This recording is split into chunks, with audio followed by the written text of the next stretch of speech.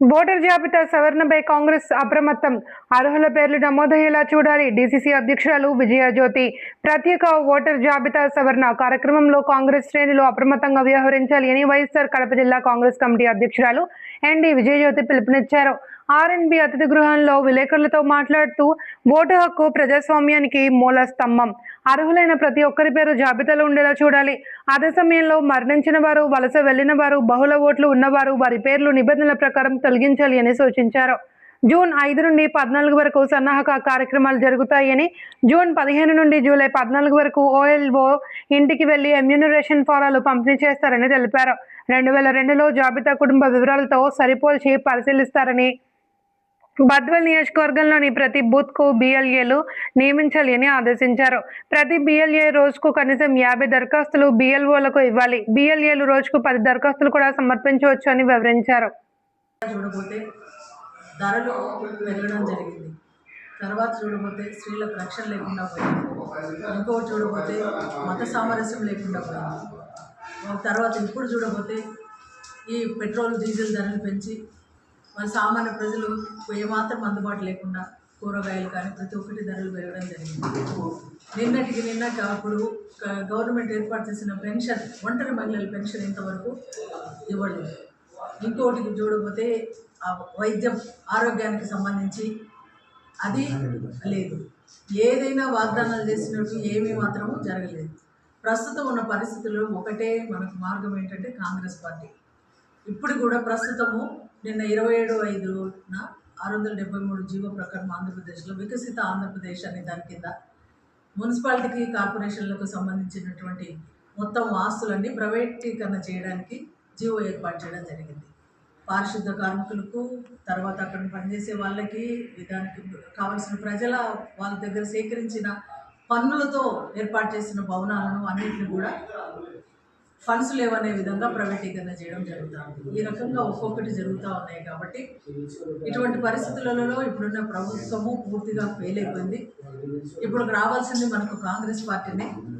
కాబట్టి ఎక్కడుంది కాంగ్రెస్ పార్టీ అనుకోకుండా ప్రతి ఒక్కరూ దాన్ని దృష్టిలో ఉంచుకొని పార్టీని బలోపేతం చేయాలని మోటివేట్ చేయడానికి ఇక్కడ ఏర్పాటు చేయడం జరిగింది. అంతేకాకుండా రేపు 15వ తేదీ నుంచి జూలై 15 వరకు ఎస్ఐఆర్ స్టార్ట్ అవుతుంది. Special intensive revision election commission వాళ్ళు ఏర్పాటు చేసింది. దానికి సంబంధించి బిఎల్ఏలను ఏర్పాటు చేయడానికి ప్రతి నియోజకవర్గానికి, ప్రతి ఒక్క బూత్కు ఒక్కొక్క బిఎల్ఏ 2ను చేయాలనే ఉద్దేశంతో దానికి కూడా ఇక్కడ మేము మాట్లాడుకోవడానికి రావడం జరిగింది. ఎందుకంటే ఓట్లు కరెక్ట్గా ఎవరి ఓట్లు వాళ్ళు వేసుకునే విధంగా, దొంగ ఓట్లు కాకుండా ఉన్న వాళ్ళవి ఓట్లు ఉండే విధంగా, ఏ ఓట్లు లేకుండా పోయినట్టువి మన ఓట్లు ఎక్కించడానికి అన్ని వాళ్ళు వచ్చే బిఎల్ఓలతో కలిసి కాంగ్రెస్ పార్టీ తరఫున ప్రతి ఒక్కరి ఓటును కాపాడుకోవడానికి బిఎల్ఏ 2ని ఏర్పాటు చేయాలని దానికోసం కూడా ఇక్కడ సమావేశం మేము ఏర్పాటు చేయడం జరిగింది. ముఖ్యంగా ఏంటంటే ప్రస్తుతం ఉన్న పరిస్థితులలో కాంగ్రెస్ పార్టీని అధికారంలోకి తీసుకుపోతే మరి ఇప్పుడు 1947 వచ్చిన స్వాతంత్రం లేకుండా పోతుంది. కాబట్టి మేము ఆ దిశగా మేము ప్రయత్నం చేస్తూ ఉన్నాం. ప్రస్తుతము ఇప్పుడు మొత్తం ఈ పక్క రాష్ట్రాలన్నీ, దక్షిణాది రాష్ట్రాలన్నీ కాంగ్రెస్ పార్టీకి అనుకూలంగా ఉన్నాయి. ఇప్పుడు ఆంధ్రప్రదేశ్లో కూడా తప్పకుండా మనం దాన్ని బలోపేతం చేయాల్సిన అవసరం ఏర్పడుతుంది. మనకు దక్షిణాదిన అన్యాయం జరగాలని, జరిగిపోయే దశలో కొద్దిగా త్రుటిలో తప్పినట్లు కాంగ్రెస్ పార్టీ నాయకుడు రాహుల్ గాంధీ గారు, తర్వాత మిగతా వాళ్ళు వ్యతిరేకించడం వల్ల పునర్విభజన అనేది కొద్దిగా ఈ పోస్ట్ పోన్ చేయడం జరిగింది. లేకపోతే పునర్విభజన కింద తీసుకుంటే మన దక్షిణాది రాష్ట్రాలకు ఎంతో అన్యాయం జరిగేది. ఇక్కడ అసలు పార్లమెంట్లో ఇక్కడ రాష్ట్రాల యొక్క ప్రాతినిధ్యం అనేది లేకుండా పోయేది. కాబట్టి వాళ్ళకు అనుకూలంగా ఉన్నటువంటి బీజేపీ ప్రభుత్వం అనుకున్నటువంటి వాటిని, ఉత్తరాదిన వాటిని పెంచుకోవడానికి అనే ఉద్దేశంతో ఈ పునర్విభజనను చేపట్టడానికి మొదలుపెట్టినప్పుడు వ్యతిరేకించడం జరిగింది. అంతేకాకుండా రాహుల్ గాంధీ గారు ముందుగానే చెప్పడం జరిగింది, పెట్రోల్ డీజిల్ విషయంలో ఈ ధరలు పెరిగిపోతున్నాయి, ముడి సరుకు లేదని చెప్పేసి ఇది కాదు ఇది అని చెప్పినప్పుడు ముందు లేకుండా ఈ రకంగా చేయడం జరిగింది. ఒక ప్రపంచంలో భారతదేశము ఒక మంచి స్థానంలో ఉన్నటువంటి, ఒక మంచి పేరు ఉన్నదానికి ఇప్పుడు విదేశాలలో కూడా వాళ్ళు నవ్వే విధంగా ఉంది ఈ పరిస్థితి. కాబట్టి వీటన్నిటిని దృష్టిలో పెట్టుకొని మన యొక్క కాంగ్రెస్ పార్టీని బలోపేతం చేయాలని, ఒక్కొక్కరుగా అందరూ కలుసుకొని పనిచేయాలనే ఉద్దేశంతో ఈరోజు ఇక్కడ సమావేశం ఏర్పాటు చేయడం జరిగింది. నేషనల్ పార్టీ, జాతీయ పార్టీ, దేశం కోసం స్వాతంత్రం కోసం పోరాడిన పార్టీ. ఎన్నో ఇది ఇప్పుడు చూస్తూ ఉన్నాం, కానీ ఊరికి పొద్దుపోకు మాట్లాడడం తప్పితే కాంగ్రెస్ పార్టీని విమర్శించే అర్హత ఎవరికి లేదు, ఇప్పుడున్నటువంటి ఏ ప్రభుత్వానికి లేదు. కాంగ్రెస్ పార్టీ ఇప్పుడే చెప్తున్నారు కదా, భారతదేశం సురక్షంగా ఉండాలంటే ఏకైక పార్టీ కాంగ్రెస్ పార్టీ. అందుకే ఆంధ్రప్రదేశ్లో కాంగ్రెస్ పార్టీని బలోపేతం చేయాలనే ఉద్దేశంతోనే రాజశేఖర రెడ్డి గారి కుమార్తెని షర్మిలారెడ్డి గారికి రాహుల్ గాంధీ గారు పిసిసి అధ్యక్షుడు పదవి ఇవ్వడం జరిగింది. అదేవిధంగా రేపు రాజ్యసభ కూడా సభలో అడుగుపెట్టుకుపోతా ఉన్నారు. మన ఆంధ్రప్రదేశ్ తరఫున వారు పోరాడడం, రాజ్యసభ పెద్దల సభలో వాళ్ళు ఉండడం జరుగుతుంది.